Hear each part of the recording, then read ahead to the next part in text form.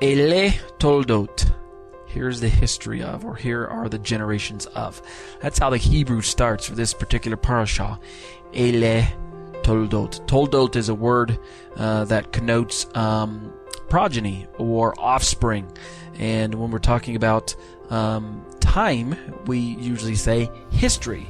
That is to say, the history of people, the generations of families. And of course, these opening few words dot the beginnings of just a handful of significant chapters in the Torah. To be sure, there are 10 significant instances in the book of Bereshit alone that use the word Tol'dot, which stems from the root word used for birth or offspring, the Hebrew word Tol'dot. We read about the history of the heavens and the earth in Genesis 2:4, the history of Adam in chapter 5 verse 1 and chapter 6 verse 9, and in chapter 10 verse 1 it talks about the history of Noah. So the history, the generations of, the offsprings of families and people.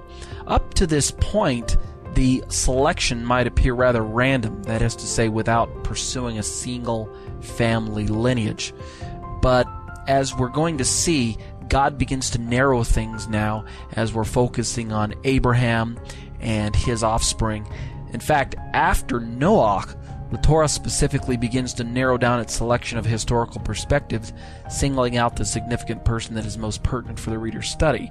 So we go from Abraham to Isaac to Jacob, and then his 12 sons, and then eventually we start singling out some of the sons as well. In the first few books of the apostolic scriptures, we have Mattityahu, which is Matthew. He begins by informing the readers about a very, very prominent historical genealogy, and that, of course, is of the Messiah, Yeshua himself. Let's read. Quote, "This is the genealogy of Yeshua the Messiah, son of David, son of Abraham." That's verse 1 of Matthew. My point is this in reading Matthew's genealogy, okay? Having established our historical heritage, traced through the loins of the family of the man from Ur-Kasdim, we must now establish and solidify our heavenly lineage by lining our history up with the history of the man from Nazareth. Let me just pause and let that sink in for a little bit. The Torah teaches us that since we have died to sin and have been buried with him, Yeshua, symbolized in baptism, then our hope lies in the fact that he was raised from the dead. You can reference 1 Corinthians 15, the whole chapter, but specifically look at verses 20 through 28. Moreover, these verses prepare us in understanding the spiritual inheritance. There's a link to our Torah portion, Tol'dot, inheritance.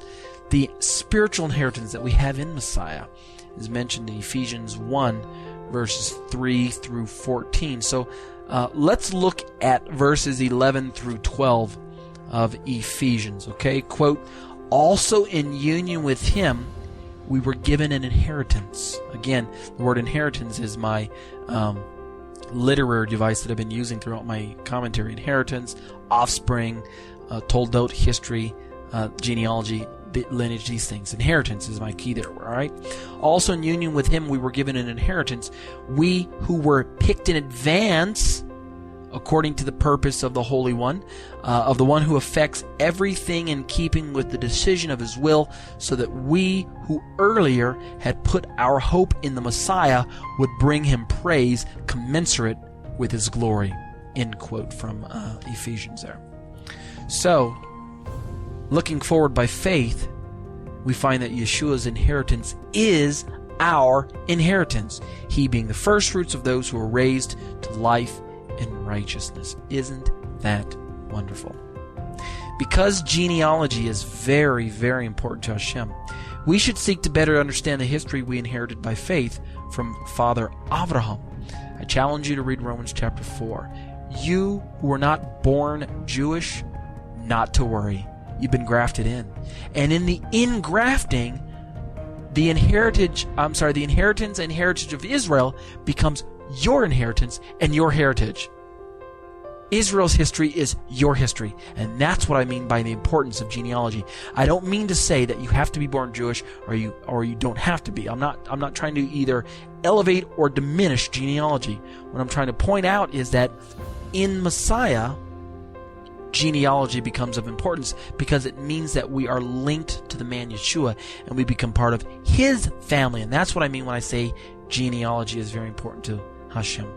In fact, a man by the name of Abraham J. Heschel developed a theme along these lines, the very lines I'm talking. In his volume on philosophy and religion, and the book is entitled Man is Not Alone, he writes these, okay, quote, this is a quote from Heschel's book, quote, "When the hurricanes of life batter us so that we bend to the point of breaking, we are not rootless. There is a firm and secure root to support us.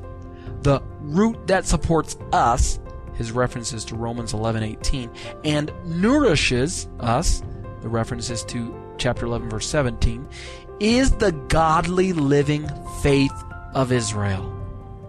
Heschel goes on to say, and I'll finish with this quote, "This is our foundation, to know the God of history, Israel's history." He makes a reference to Hebrews 11.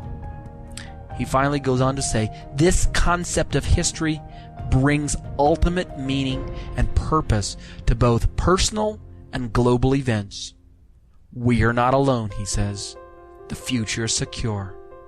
God is alive, at work, and in control." End quote.